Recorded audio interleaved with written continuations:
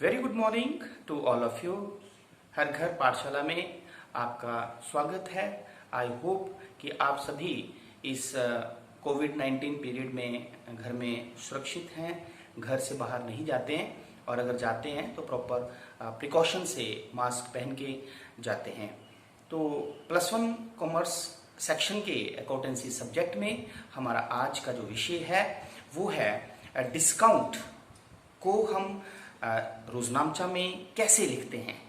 तो पिछले वीडियो में हमने आपको बताया था कि रोजनामचा में विभिन्न लेन देन जैसे कि purchase account, purchase return account, sale account और सेल्स रिटर्न अकाउंट और गुड्स से संबंधित जो है वो लेन देन जो होते हैं उन्हें हम रोजनामचा में कैसे लिखते हैं। तो हमारा आज का जो टॉपिक है वो है डिस्काउंट को हम जो है वो रोजनामचा में कैसे लिखते हैं। सबसे पहले मैं आपको ये बताना चाहूंगा कि डिस्काउंट क्या होता है। किसी भी वस्तु के मूल्य में या उसकी राशि में जो कमी की जाती है, जो कटौती की जाती है, उसे ही हम जो है वो छूट कहते हैं, डिस्काउंट कहते हैं। Any reduction in the amount, ठीक है। तो किसी भी वस्तु के मूल्य में, सूची मूल्य में या राशि में कोई भी जो कमी की जाती है उसे हम छूट कहते हैं। तो ये जो छूट होती है, ये जो डिस्काउंट होता है, वो हमारे पास दो तरह का होता है, ठीक है। एक होता है व्यापारिक कटौती जिसे हम ट्रेड डिस्काउंट कहते हैं, और एक होता है हमारे पास कैश डिस्काउंट जिसे हम नगद कटौती कहते हैं। अब सबसे पहले हम डिस्कस करते हैं कि ट्रेड डिस्काउंट किसे कहते हैं, व्यापारिक कटौती किसे कहते हैं।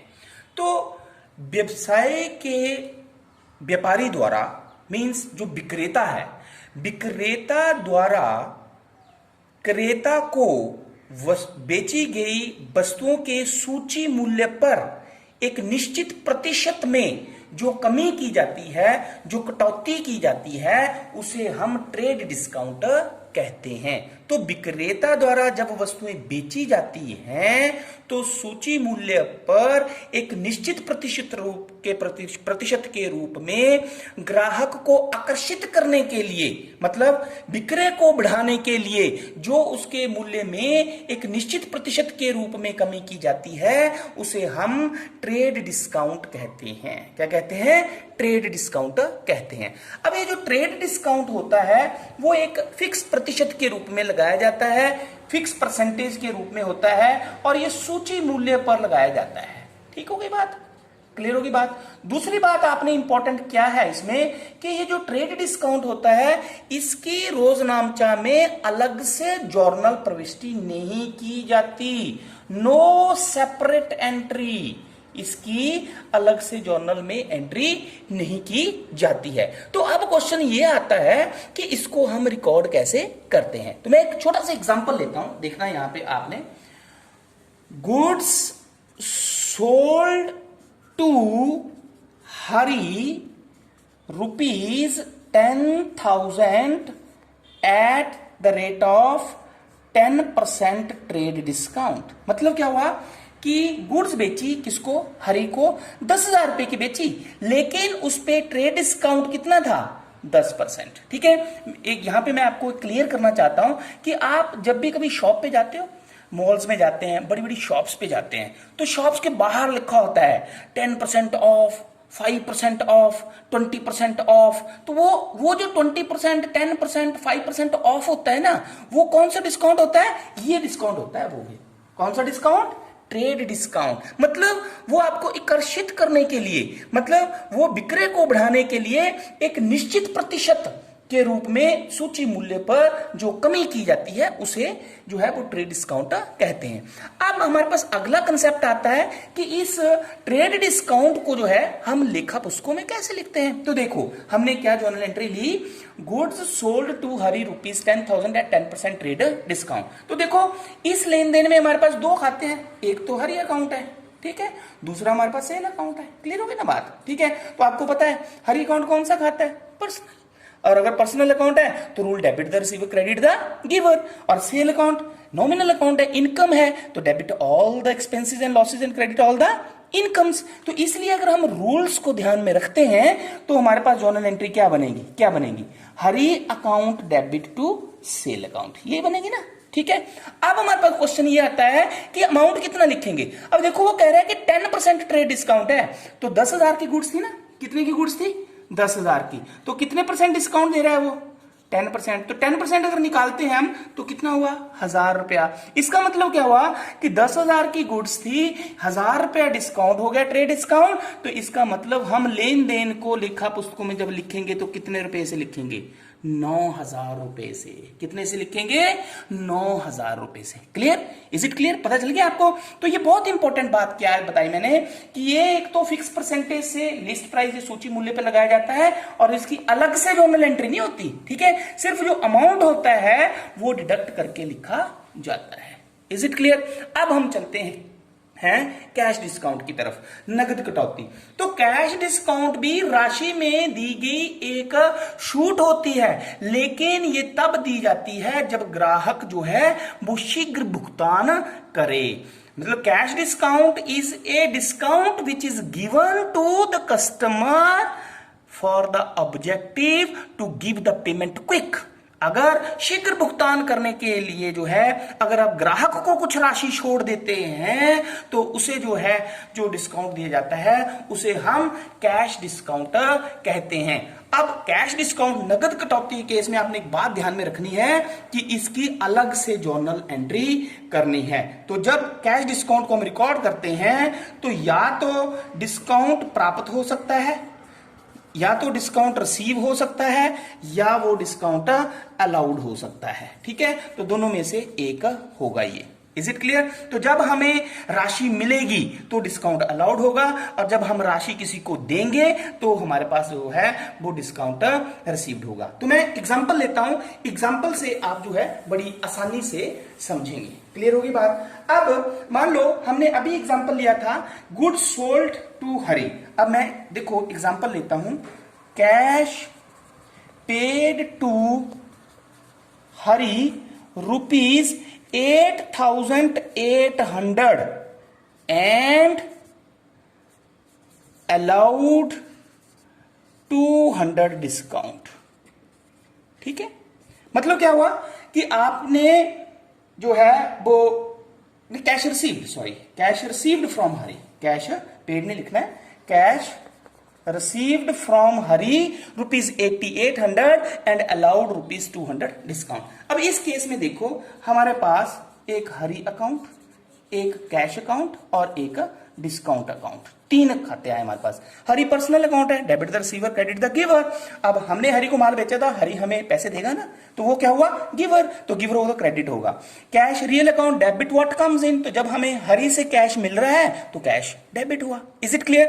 अब देखो आपने बड़ा ध्यान से देखना है कि हमने हरी को कितने का माल बेचा था, 10,000 का, और 10% ट्रेड डिस्काउंट था। इसका मतलब कितने का माल बेचा था उसको, 9,000 का। कितने का बेचा था, 9,000 का, लेकिन 9,000 का माल बेचा था। ठीक है, लेकिन हमने लिए कितने उससे, उस टाइम कितने लिए, 8,800 रुपए लिया। इसका मतलब क्या हुआ कि 200 रुपए हमने, जब उसने हमें 9,000 रुपया दिया तो 200 रुपए हमने उसे छोड़ दिए।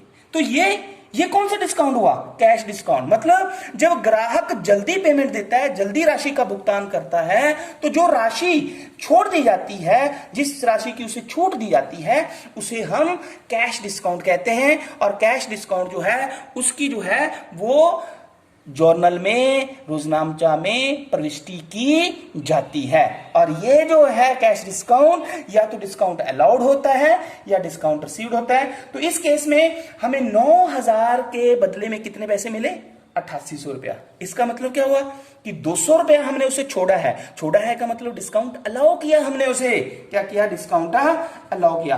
तो इस लेन देन को जब हम रोजनामचा में लिखेंगे तो बड़े ध्यान से आपने समझना है, क्योंकि कैश हमारे पास आया है तो कैश अकाउंट डेबिट हो जाएगा। डिस्काउंट अलाउड हुआ, क्या हुआ, डिस्काउंट अलाउड है, क्योंकि हमने डिस्काउंट अलाउ किया उसको। और टू हरी से हमें मिला। अब हरी से हमने लेना कितना था, 9,000 रुपया। हरी से हमें मिला कितना, 8800 रुपया, और 200 रुपये जो है वो उसे हमने डिस्काउंट दे दिया, इसलिए हमारे लिए लॉस हुआ। तो debit all the expenses and losses. Clear होगी बात? तो मैं ये समझ रहा हूं कि आपको ये दोनों एग्जांपल जो है वो समझ में आ गए होंगे कि कैश डिस्काउंट को तो हमने रोजनामचा में लिखा, लेकिन ट्रेड डिस्काउंट को हमने जो है वो रोजनामचा में नहीं लिखा। क्लियर होगी बात? अब हमारे पास जो है वो एक छोटा सा कंसेप्ट है कि ट्रेड डिस्काउंट और कैश डिस्काउंट में जो है वो क्या अंतर है। तो difference between cash discount and trade discount. ठीक है, तो सबसे पहले मीनिंग। तो मीनिंग में जो है हमारे पास मान लो ट्रेड डिस्काउंट है और कैश डिस्काउंट है। तो ट्रेड डिस्काउंट के केस में हमारे पास जो है वो डिफरेंसेस के बेसिस आ जाते हैं। मीनिंग तो अर्थ। तो ट्रेड डिस्काउंट क्या हुआ, मैंने आपको पहले भी बताया कि विक्रेता द्वारा जो है वो क्रेता को विक्रय को बढ़ाने के लिए जो सूची मूल्य पर जो है वो फिक्स परसेंटेज के रूप में जो छूट दी जाती है उसे हम बोलते हैं ट्रेड डिस्काउंट। क्लियर? और कैश डिस्काउंट है, ये भी एक ऐसी छूट है जो भुगतान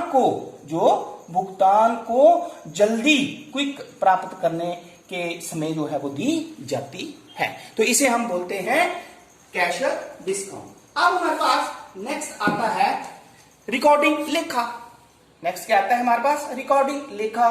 तो मैंने आपको पहले भी बताया कि ट्रेड डिस्काउंट का जो है उसे लेखा पुस्तकों में नहीं लिखा जाता है, नो रिकॉर्डिंग। लेकिन कैश डिस्काउंट जो है उसे हम लेखा पुस्तकों में लिखते हैं, उसे हम लेखा पुस्तकों में रिकॉर्ड करते हैं। क्लियर होगी बात? तीसरा हमारे पास जो है वो इसे हम रिकॉर्ड कैसे करते हैं? एडजस्टमेंट लिख सकते हैं आप या समायोजन लिख सकते हैं आप। तो इसे हम कैसे करते हैं? डिडक्टेड फ्रॉम लिस्ट प्राइस, जो सूची मूल्य होता है उसमें से इसे हम लेस कर देते हैं। और कैश डिस्काउंट के केस में जो डिस्काउंट अलाउड होता है उसे हम डेबिट करते हैं, और जो डिस्काउंट रिसीव्ड होता है उसे हम क्रेडिट करते हैं। Is it clear? समझ में आ गई बात? तो अब हमारे पास आता है ऑब्जेक्टिव। तो जो ट्रेड डिस्काउंट होता है, व्यापारिक कटौती जो होती है वो टू इंक्रीज द सेल, विक्रय को बढ़ाना जो है इसका उद्देश्य होता है। और जो कैश डिस्काउंट होता है टू गेट पेमेंट क्विक, भुगतान को जल्दी प्राप्त करना जो है वो इसका उद्देश्य होता है। क्लियर? तो इस तरह से जो है आज के वीडियो में हमने जो है कटौती, डिस्काउंट क्या होता है, डिस्काउंट के प्रकार, कैश डिस्काउंट और ट्रेड डिस्काउंट क्या होता है, और उसे हम लेखा पुस्तकों में कैसे लिखते हैं, ये हमने डिस्कस किया है। तो मैं आशा करता हूं कि कंसेप्ट आपको समझ में आ गया होगा।